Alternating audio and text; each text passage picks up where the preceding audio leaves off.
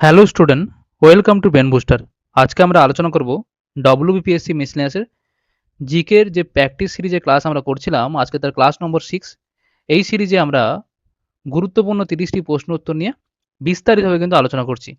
Already আমরা 5টা class করে নিয়েছি। তোমরা যদি না দেখে থাকো তাহলে এর একটি প্লেলিস্ট আমি বানিয়ে দিয়েছি, সেখান থেকে তোমরা ক্লাসগুলো করতে থাকো। এখানে আমরা যেসব প্রশ্নগুলি নিয়ে আলোচনা করছি সেগুলো কিন্তু পরীক্ষা আসার মতো।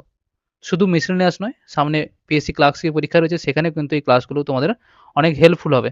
ঠিক আছে, চলো দেখো প্রথম প্রশ্ন। কোন গতিশীল বস্তুর ক্রমবর্ধমান বেগ পরিবর্তনের হারকে কি বলে? কি বলছে যে কোনো গতিশীল বস্তুর ক্রমবর্ধমান বেগ পরিবর্তনের হারকে কি বলে বলো। সঠিক উত্তর কি হবে? সঠিক উত্তর কি? অপশন বি, ত্বরণ বলে। কোনো গতিশীল বস্তুর ক্রমবর্ধমান বেগ পরিবর্তনের হারকে কি বলে? ত্বরণ বলে।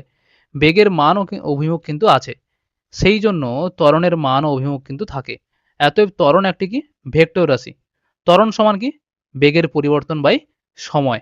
এটা জেনে রেখো। ২ নম্বর প্রশ্ন। স্থির বস্তু যে ধর্মের জন্য স্থির অবস্থা বজায় রাখার চেষ্টা করে তাকে কি বলা হয় বলো। সঠিক উত্তর কি হবে? অপশন বি, স্থিতিজাড্য। স্থির বস্তু যে ধর্মের জন্য স্থির অবস্থা বজায় রাখার চেষ্টা করে তাকে কি বলা হয়? স্থিতিজাড্য। দৈনন্দিন অভিজ্ঞতা থেকে আমরা সহজেই স্থিতিজাড্যের ধারণাটা কিন্তু করতে পারি। কোনো বস্তুকে কোথাও রাখা হলে তাকে ঠেলা বা ধাক্কা না দিলে, অর্থাৎ বাহ্যিক বল প্রয়োগ না করলে বস্তুটি কিন্তু একই অবস্থায় থাকবে। একটি যাত্রীবাহী গাড়ি হঠাৎ চলতে শুরু করলে তখন প্রত্যেক যাত্রী কিন্তু পিছন দিকে হেলে পড়ে। এটি কিন্তু স্থিতিজাড্যের কিন্তু একটি উদাহরণ। পরীক্ষা আসে এটা। দেখো ৩ নম্বর প্রশ্ন। কার তড়িৎ আধানকে তড়িতের প্রাথমিক একক বলা হয় বলো। তোমরা কমেন্টে উত্তর করার চেষ্টা করো। সঠিক উত্তর কি হবে? Option A, electron. ইলেকট্রনের চেয়ে কম আধান বিশিষ্ট কোনো কণা আজও পর্যন্ত কিন্তু পাওয়া যায়নি বলে ইলেকট্রনের তড়িৎ আধানকে তড়িতের প্রাথমিক একক কিন্তু বলা হয়। ইলেকট্রনের ব্যাস কত? 5.6 ইন্টু 10^13। এটা 10 কিন্তু 13 সিজিএস এককে, এবং এসআই এককে 5.6 ইন্টু হচ্ছে 10^15। ওকে। সব মৌলের পরমাণু সাধারণ মূল উপাদান হচ্ছে কি? ইলেকট্রন।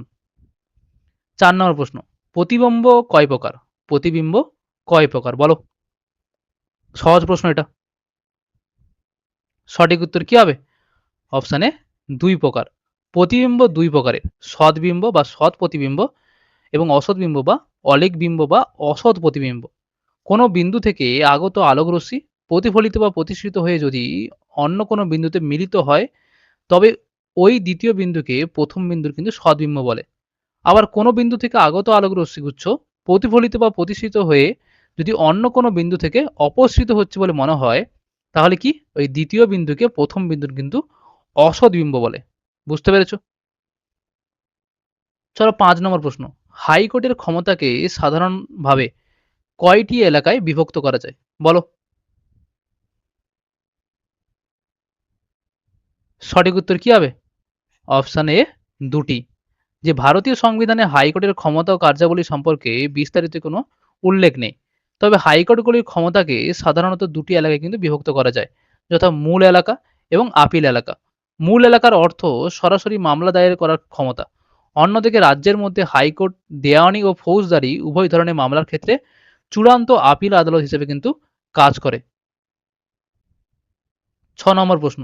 মোট কতজন সদস্য নিয়ে অর্থ কমিশন গঠিত হয় বলো। সঠিক উত্তর কি হবে? অপশন সি, ৫ জন। ১ জন সভাপতি ও ৪ জন সদস্য নিয়ে কিন্তু অর্থ কমিশন গঠিত হয়।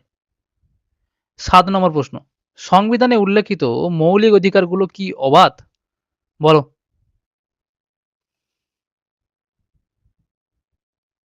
কোন অপশনটা সঠিক হবে? সঠিক উত্তর কি হবে? অপশন বি, মৌলিক অধিকারগুলো কিন্তু অবাধ নয়।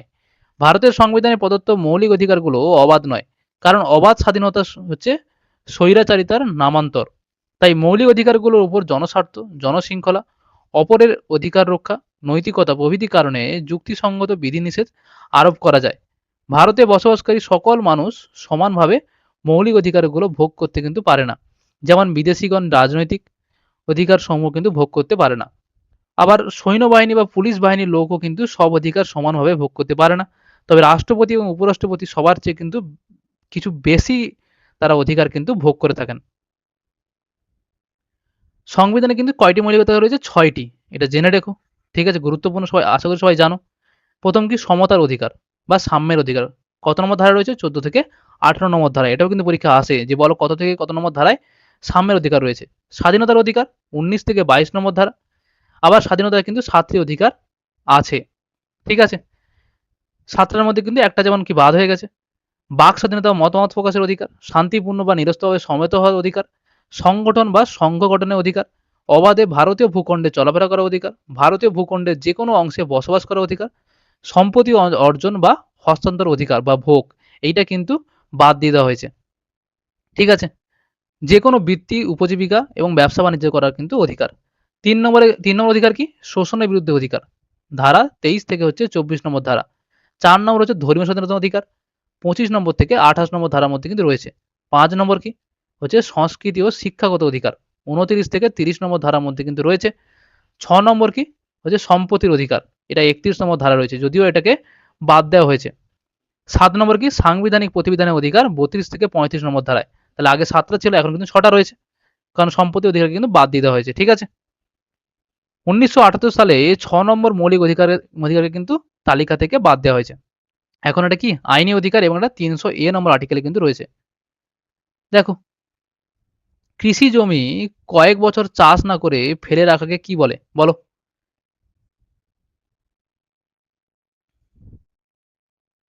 সঠিক উত্তর কি হবে? অপশন বি, ফলোইং বলে। কৃষি জমিকে কয়েক বছর চাষ না করে ফেলে রাখাকে বলে ফ্যালো বা পতিত জমি। এই পদ্ধতিকে বলা হয় কি? ফলোইং বা ফ্যালোইং। আনন্দমঠ উপন্যাসটি কে রচনা করেছিলেন? বলো। একবারে সহজ প্রশ্ন এটা। সঠিক উত্তর কি হবে?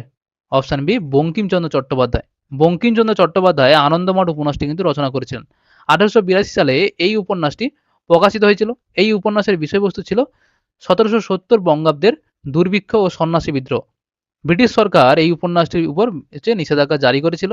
অবশেষে ভারত স্বাধীনতা লাভের পর কিন্তু এই নিষেধাজ্ঞা কিন্তু উঠে যায়।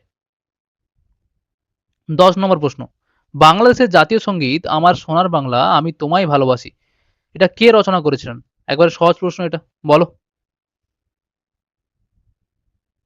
সঠিক উত্তর কি হবে? অপশন বি, রবীন্দ্রনাথ ঠাকুর। বাংলাদেশের জাতীয় সঙ্গীত আমার সোনার বাংলা আমি তোমায় ভালোবাসি, এই রচনা করেছিলেন কে? রবীন্দ্রনাথ ঠাকুর। বঙ্গভঙ্গ সিদ্ধান্তের প্রতিবাদে রবীন্দ্রনাথ প্রথম ১৯০৫ সালে কিন্তু এই গানটি রচনা করেছিলেন। সেই গানটির প্রথম ১০ লাইন বাংলাদেশের জাতীয় সঙ্গীত হিসেবে কিন্তু গাওয়া হয়। ১১ নম্বর প্রশ্ন, দ্য রেড শাড়ি এই বইটির লেখক হলেন কে? বলো। সঠিক উত্তর কি হবে? অপশন সি হচ্ছে Javier Moro. The red sari এই বইটির লেখক হলেন কে? স্পেনীয় লেখক হচ্ছে জেভিয়ার মারো। ২০০৮ সালে অক্টোবর মাসে স্পেনীয় ভাষায় এই বইটি প্রকাশিত হয়। এতে গান্ধী পরিবারের গুরুত্বপূর্ণ ঘটনাগুলো সোনিয়া গান্ধীর চোখ দিয়ে দেখানো হয়েছে। ১২ নম্বর প্রশ্ন, কোন গভর্নর জেনারেলের আমলে ভারতের রেলপথের সম্প্রসারণ হয়েছিল? বলো। খুব গুরুত্বপূর্ণ প্রশ্ন এটা। সঠিক উত্তর কি হবে? Option C, Lord Dalhousie. ভারতের রেলপথের দ্রুত সম্প্রসারণ করেছিলেন কে? লর্ড ডালহৌসি। এই জন্য লর্ড ডালহৌসিকে ভারতীয় রেলপথের জনক হিসেবে কিন্তু অভিহিত করা হয়। এবং ভারতের প্রকৃত উন্নয়নের জন্য রেলপথ অত্যন্ত গুরুত্বপূর্ণ ছিল, তাই ডালহৌসি তা কিন্তু উপলব্ধি করেছিল। তিনি চেয়েছিলেন ভারতের সমস্ত শহর এবং বন্দরকে রেলপথের মাধ্যমে যুক্ত করা, এবং ১৮৫৩ সালে বোম্বে থেকে থানে পর্যন্ত প্রথম কিন্তু তিনি রেলপথ বিস্তারের কাজ কিন্তু শুরু করেন, এবং যার দৈর্ঘ্য ছিল কত? ২৬ মাইল। ১৩ নম্বর প্রশ্ন, ১৯১৬ সালে বাল গঙ্গাধর তিলক কোথায় হোম রুল লীগ গঠন করেছিলেন? বলো। সঠিক উত্তর কি হবে? অপশন এ, পুনেতে। ১৯১৬ সালে বাল গঙ্গাধর তিলকের পুনেতে হোম রুল লীগ হচ্ছে গঠন করেছিলেন। ১৯২০ সালে সারা ভারত হোম রুল লীগের সভাপতি নির্বাচিত হন গান্ধীজি। অবশেষে ১ বছর পরেই হোম রুল লীগ কংগ্রেসের সঙ্গে কিন্তু মিশে যায়। ১৪ নম্বর প্রশ্ন, স্বরাজ আমার জন্মগত অধিকার এই উক্তিটি কার? একবারে সহজ প্রশ্ন এটা। সঠিক উত্তর কি হবে? অপশন ডি, বাল গঙ্গাধর তিলকের। ঠিক আছে। স্বরাজ আমার জন্মগত অধিকার, আমি তা অর্জন করবই। এই অমর উক্তির প্রবক্তা ছিলেন কে? বাল গঙ্গাধর তিলক। কংগ্রেসের একাধিক নেতার সঙ্গে তার সখ্যতা ছিল, যাদের মধ্যে অন্যতম কে ছিলেন? ঋষি অরবিন্দ ঘোষ, মোহাম্মদ আলী জিন্না, লালা লাজপত রায়, বিপিন চন্দ্র পাল প্রমুখ। বাল গঙ্গাধর তিলক ছিলেন স্বশাসনের অন্যতম প্রবক্তা। 15 নম্বর প্রশ্ন, ভারত সেবা সমাজের প্রতিষ্ঠাতা কে ছিলেন? বলো। সঠিক উত্তর কি হবে? অপশন সি, জি কে গোখলে। 1905 সালে 12 জুন পুনেতে ভারত সেবা সমাজের প্রতিষ্ঠা হয়েছিল। এই সংগঠনটির প্রতিষ্ঠাতা ছিলেন কে? গোপাল কৃষ্ণ গোখলে। এই সংগঠনের লক্ষ্য ছিল স্বচ্ছতা, শিক্ষা, স্বাস্থ্য এবং সামাজিক কুপ্রথা যেমন অস্পৃশ্যতা, বৈষম্য প্রভৃতির বিরুদ্ধে জনমত গঠন করা। এছাড়াও কি মহিলাদের উপর অত্যাচার, দারিদ্র্য দূরীকরণ ও মাদক শক্তির বিরুদ্ধে এই সংগঠনটি কিন্তু সোচ্চার হয়েছিল। এক নজরে দেখে নাও বিভিন্ন প্রতিষ্ঠান এবং তার প্রতিষ্ঠাতা। ব্রাহ্ম সমাজ কে প্রতিষ্ঠা করেছিলেন? রাজা রামমোহন রায়। রামকৃষ্ণ মিশন স্বামী বিবেকানন্দ। প্রার্থনা সমাজ আত্মরাম পাণ্ডুরঙ্গ। আর্য সমাজ দয়ানন্দ সরস্বতী। ভারত সভা সুরেন্দ্রনাথ বন্দ্যোপাধ্যায়। বোম্বাই অ্যাসোসিয়েশন দাদাভাই নৌরোজি। নববিধান ব্রাহ্ম সমাজ কে করেছিলেন? হচ্ছে কেশবচন্দ্র সেন। সাধারণ ব্রাহ্ম সমাজ শিবনাথ শাস্ত্রী। জমিদারি সভা দ্বারকানাথ ঠাকুর। হিন্দুস্তান সোশ্যালিস্ট রিপাবলিকান অ্যাসোসিয়েশন কে করেছিলেন? ভগৎ সিং। ওকে, খুব গুরুত্বপূর্ণ। 16 নম্বর প্রশ্ন, কত খ্রিস্টাব্দে স্বরাজ্য দল প্রতিষ্ঠিত হয়েছিল? বলো।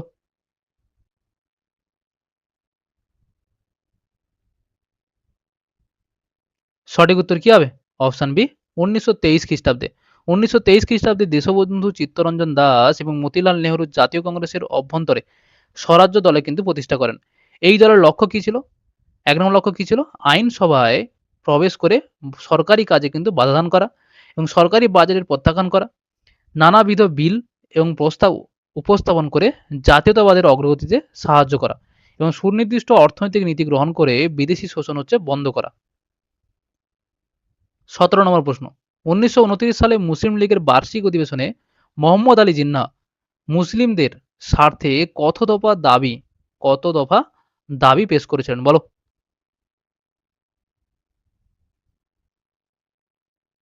সঠিক উত্তর কি হবে? অপশন সি, 14 দফা। 1929 সালের নিখিল ভারত মুসলিম লীগের বার্ষিক অধিবেশনে সভাপতি হিসেবে মোহাম্মদ আলী জিন্নাহ মুসলিমদের স্বার্থে 14 দফা দাবি কিন্তু তিনি পেশ করেছিলেন। 18 নম্বর প্রশ্ন, কাকোরি ষড়যন্ত্র মামলা কত সালে অনুষ্ঠিত হয়েছিল? বলো। সঠিক উত্তর কি হবে? অপশন সি, 1925 সালে। উত্তরপ্রদেশে বৈপ্লবিক কাজকর্মের মাধ্যমে দেশের স্বাধীনতা অর্জনের জন্য হিন্দুস্তান রিপাবলিকান অ্যাসোসিয়েশন নামে যে বিপ্লবী সমিতি প্রতিষ্ঠিত হয়েছিল, তাতে বিপ্লবের কাজে অর্থ সংগ্রহের উদ্দেশ্যে কিন্তু রাজনৈতিক ডাকাতির পথ তারা বেছে নিয়েছিল। 1925 খ্রিস্টাব্দে এই সমিতির অন্যতম সংগঠক রামপ্রসাদ বিসমিলের নেতৃত্বে উত্তর পূর্ব রেলের কাকোরি স্টেশনে এক দুঃসাহসিক রেল ডাকাতি কিন্তু ঘটে। বিপ্লবীরা 4,500 টাকা কিন্তু লুট করে, কিন্তু ব্রিটিশ সরকার এই ঘটনাকে কেন্দ্র করে 44 জনকে কিন্তু গ্রেপ্তার করে এবং তাদের বিরুদ্ধে মামলা শুরু হয়, যা কাকোরি ষড়যন্ত্র মামলা নামে কিন্তু পরিচিত।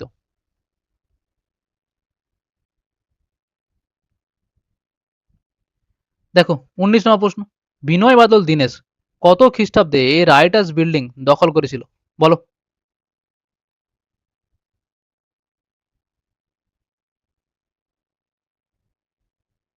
সঠিক উত্তর কি হবে? অপশন সি, 1930 খ্রিস্টাব্দে।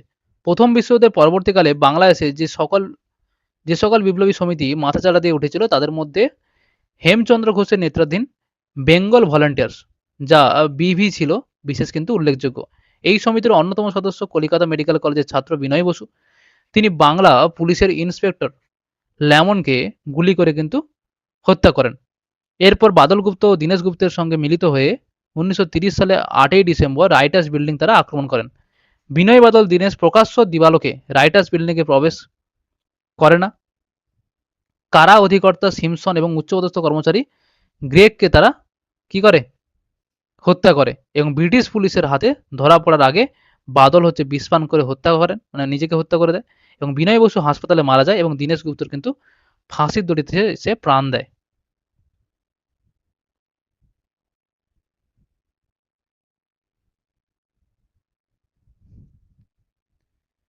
অত্যাচারী ব্রিটিশ শাসকের হত্যা। দেখো, ভগৎ সিং এবং রাজগুরু কাকে হত্যা করেছিলেন? স্যান্ডার্স এবং চন্দন সিংকে। ঠিক আছে। রোহিণী বড়ুয়া, ইন্সপেক্টর এসরাত আলীকে। মদনলাল ধিংরা যার পরীক্ষা আসে, কার জন্য লিখে তিনি বিদেশে প্রথম বিদেশে গিয়ে তিনি হত্যা করেছিলেন। উধম সিং জেনারেল ও ডায়ারকে। গোপীনাথ সাহা আর্নেস্ট ডেকে। বীরেন্দ্র গুপ্ত হচ্ছে শামসুল আলমকে। তারপরে যতীন্দ্রনাথ মুখোপাধ্যায় হচ্ছে গোয়েন্দা নিরোধ হালদারকে। বিনয় কৃষ্ণ বসু লোম্যানকে। বিনয় বাদল দীনেশ কর্নেল সিমসনকে। শান্তি ঘোষ বা সুনীতি দেবী স্টিভেনসনকে। দীনেশ মজুমদার চার্লস টেগার্টকে। ওকে, দীনেশ মজুমদার আর হচ্ছে অম্বিকাচরণ সেন। তারপর হচ্ছে প্রদ্যোৎ ভট্টাচার্য হচ্ছে রবার্ট ডগলাসকে। তারপর শৈলান রায় হচ্ছে ইবি এবিসনকে হত্যা করেছিলেন। এরা হচ্ছে কি অত্যাচারী ব্রিটিশ শাসক। 20 নম্বর প্রশ্ন, বারদৌলি কৃষক বিদ্রোহ কবে সংগঠিত হয়েছিল? বলো।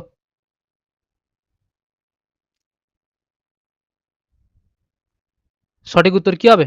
অপশান সি, 1928 খ্রিস্টাব্দে। 1928 খ্রিস্টাব্দে গুজরাটের সুরাট জেলায় বারদৌলি তালুকে খাজনা বন্ধের যে আন্দোলন হয়েছিল তার দুটি বৈশিষ্ট্য লক্ষ্য করা যায়। প্রথমত, হিন্দু মুসলিম ঐক্য। হিন্দু কৃষকদের প্রভুর নামে এবং মুসলিম কৃষকদের খোদার নামে শপথ করে কর বয়কটের কিন্তু সিদ্ধান্ত নেওয়া হয়েছিল।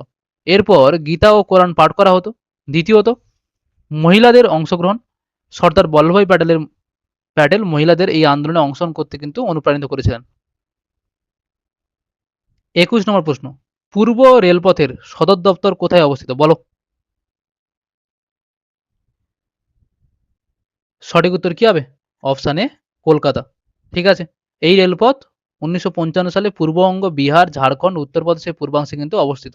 এই পূর্বাংশ পর্যন্ত বিস্তৃত এটা। মোট দৈর্ঘ্য 4290 কিমি। সদর দপ্তর কোথায়? কলকাতা। ঠিক আছে।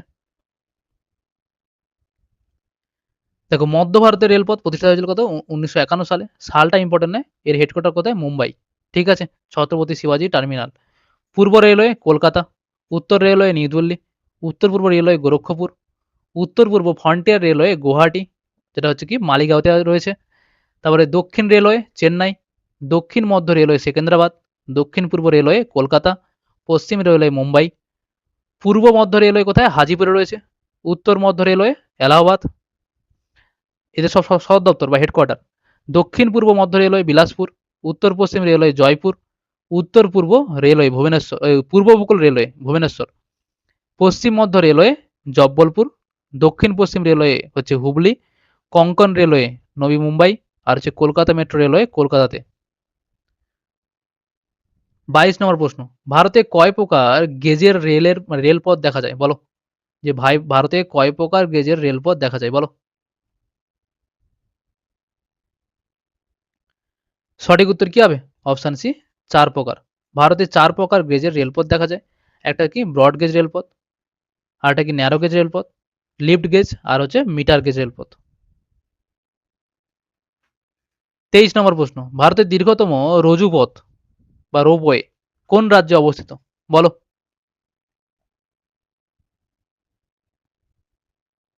সঠিক উত্তর কি হবে? অপশান এ, জম্মু ও কাশ্মীর। ভারত ও এশিয়ার বৃহত্তম এবং পৃথিবীর দ্বিতীয় বৃহত্তম রজ্জুপথ বা রোপওয়ে এটি অবস্থিত কি ভারতের জম্মু কাশ্মীর রাজ্যের হচ্ছে গুলমার্গ গোন্ডোলা রোপওয়ে। এর মোট দৈর্ঘ্য কত? 2.5 কিমি। এবং ভারতের বেশিরভাগ রোপওয়েগুলো পাহাড় বা মন্দিরের চূড়ায় যোগাযোগের জন্য কিন্তু তৈরি হয়েছে। ভারতের অন্যান্য কয়েকটি উল্লেখযোগ্য রোপওয়ে হচ্ছে কি, যেমন আউলি কেবল কার উত্তরাখণ্ড, তারপরে গ্যাংটক রোপওয়ে সিকিম, তারপরে রায়গড় রোপওয়ে, দার্জিলিং রোপওয়ে পশ্চিমবঙ্গে রয়েছে, মানালি রোপওয়ে হিমাচল প্রদেশে, ধৌনধর রোপওয়ে মধ্যপ্রদেশে রয়েছে এবং রাজগীর রোপওয়ে বিহারে রয়েছে। 24 নম্বর প্রশ্ন, দক্ষিণ পূর্ব রেলপথ কত খ্রিস্টাব্দে স্থাপিত হয়েছিল? বলো। সঠিক উত্তর কি হবে? অপশান বি, 1955 সালে।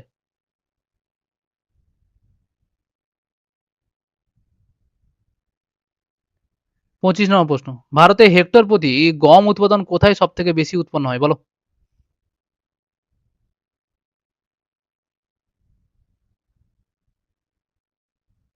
সঠিক উত্তর কি হবে? Option C, Punjab. ঠিক আছে। 26 নম্বর প্রশ্ন, ভারতে আদমশুমারিতে জনসংখ্যা অনুযায়ী গ্রামগুলোকে কয়টি ভাগে ভাগ করা হয়? সঠিক উত্তর কি হবে? অপশান বি 7টি ভাগে কিন্তু ভাগ করা হয়। 27 নম্বর প্রশ্ন, নিম্নলিখিত রাজ্যগুলোর মধ্যে কোন রাজ্যের সঙ্গে পশ্চিমবঙ্গের সীমান্ত দৈর্ঘ্য সব থেকে বেশি? বলো। সঠিক উত্তর কি হবে? Option C Jharkhand. আন্দামান নিকোবর দ্বীপপুঞ্জের সর্বোচ্চ শৃঙ্গের নাম কি? একবারে সহজ প্রশ্ন এবং পরীক্ষায় বহুবার এসে এটা।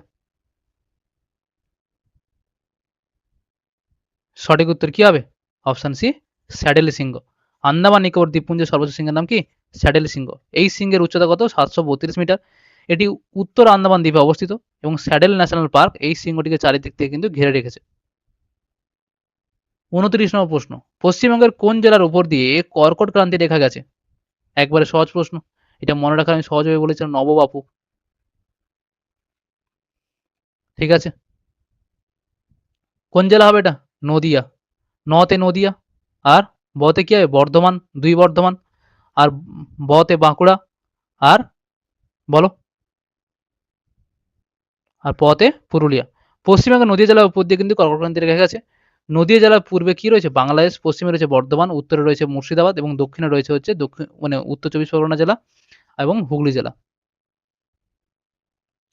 30 নম্বর প্রশ্ন, নিম্নলিখিত কোনটি পরিণত মানবদেহের বৃহত্তম গ্রন্থি? বলো।